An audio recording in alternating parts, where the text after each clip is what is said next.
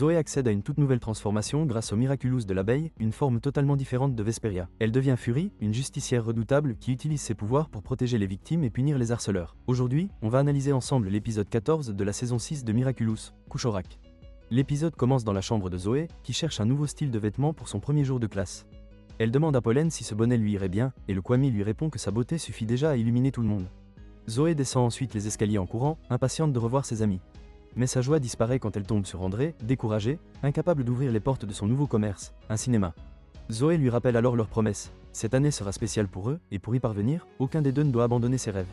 Encouragé, André retrouve confiance, et ensemble ils ouvrent le cinéma. Ils souhaitent une excellente journée à Zoé, qui se dirige vers l'école. En arrivant, Marinette et ses amis discutent de leurs vacances et demandent à Zoé si elle revient de New York. Elle explique qu'elle est restée à Paris pour rénover le cinéma avec André et les invite à venir le visiter. Puis Kim arrive tout excité et entraîne Zoé pour lui faire rencontrer des amis, qui viennent eux aussi de New York. Mais Zoé réalise immédiatement que ce sont ceux qui la harcelaient là-bas.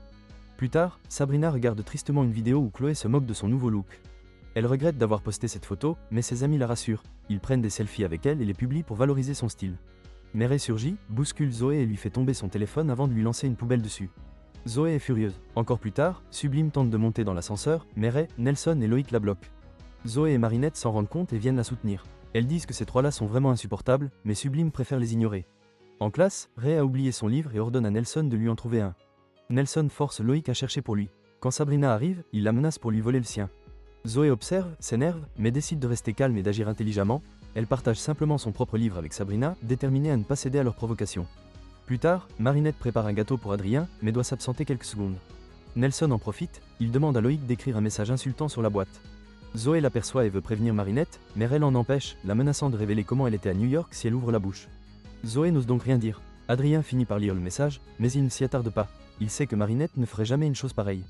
Frustrée, Zoé cherche alors quelqu'un qui pourrait l'aider. Peu après, Ray, Nelson et Loïc sont convoqués chez le proviseur Damoclès qui promet de prévenir leurs parents. Mais le père de Ray arrive, arrogant, méprisant, il récupère les garçons sans aucune sanction.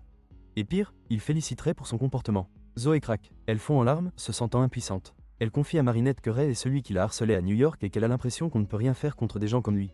Marinette trouve les mots pour la réconforter et lui redonner un peu d'espoir. Le lendemain, Zoé semble aller mieux dans le bus. Sabrina la remercie pour le livre. Mais un garçon augmente volontairement le volume de son téléphone pour faire pleurer un bébé. Zoé, agacée, lui demande d'arrêter. Il ignore complètement la demande, et Zoé, Sabrina et la mère changent de place. Puis, Zoé voit le chauffeur fermer la porte au nez d'un jeune homme en fauteuil roulant. Elle proteste, mais personne ne réagit. Ensuite, Bob Ross empêche une vieille dame d'entrer dans son propre immeuble pour un tournage. Zoé est choquée par tant de méchanceté autour d'elle. En rentrant, elle découvre qu'André se laisse intimider par des hommes voulant profiter de son cinéma. Il finit par céder. Zoé explose de colère et se transforme brièvement en une version plus sombre de Vesperia pour leur faire peur. Elle se transforme aussitôt, perturbée. Dans sa chambre, elle demande à Pollen pourquoi son costume a changé. Pollen lui explique que le Miraculous peut refléter ses émotions. Plus tard, Vesperia rencontre Ladybug et l'informe que des hommes profitent d'André. Ladybug lui dit qu'elle va les faire partir, mais rappelle qu'ils ne peuvent pas forcer les gens à être gentils, ils peuvent simplement se défendre. Mais la version sombre de Vesperia décide d'agir seule. Elle devient une justicière punitive, elle humilie, piège et punit tous ceux qui abusent des autres. Les gens pensent qu'il s'agit d'un nouveau héros, ou d'un nouveau danger. Max remarque la présence de ce justicier mystérieux et appelle Ladybug. D'autres héros signalent des situations étranges partout dans Paris. Ladybug comprend que cette créature masquée est responsable. Un grondement retentit, un nouveau super-vilain akumatisé apparaît. Il veut se venger du justicier masqué qu'il a humilié dans une vidéo. Le combat éclate et les héros réussissent à le désakumatiser. Le garçon explique qu'il est jaloux de sa petite sœur et humilié par cette vidéo. Perry lui dit qu'elle l'a vu déranger des mères et des bébés et qu'il mérite une leçon. Ladybug, choquée, lui demande si elle approuve vraiment ce que fait ce mystérieux justicier. Vesperia répond qu'elle n'y voit aucun problème tant que les méchants sont punis. Ladybug lui dit qu'elle comprend son point de vue, mais que la violence ne rend personne meilleur. Chat Noir insiste aussi, le garçon doit changer, pas être humilié. Vesperia tente un check du point, mais Ladybug refuse, ce n'est pas terminé. Un justicier est encore en liberté, et les héros pensent même qu'il pourrait s'agir du nouveau porteur du papillon, Chrysalis, qui pousserait les gens à produire des émotions négatives pour les akumatiser.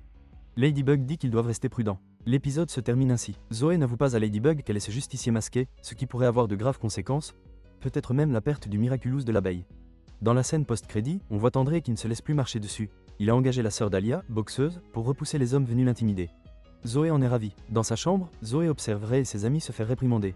Pollen lui demande si elle attend la nuit pour intervenir, mais Zoé répond que c'est suffisant pour aujourd'hui. Et voilà pour l'analyse de cet épisode incroyable. Une chose est sûre, Zoé n'est plus la même, et Fury pourrait bien devenir l'un des personnages les plus dangereux, ou les plus importants de cette saison 6. Selon toi, Zoé risque-t-elle vraiment de perdre le Miraculous de l'abeille ? Et penses-tu que Ladybug finira par découvrir la vérité? Dis-moi tout en commentaire, j'ai hâte de lire vos théories. Merci d'avoir regardé, et on se retrouve très bientôt pour une nouvelle analyse.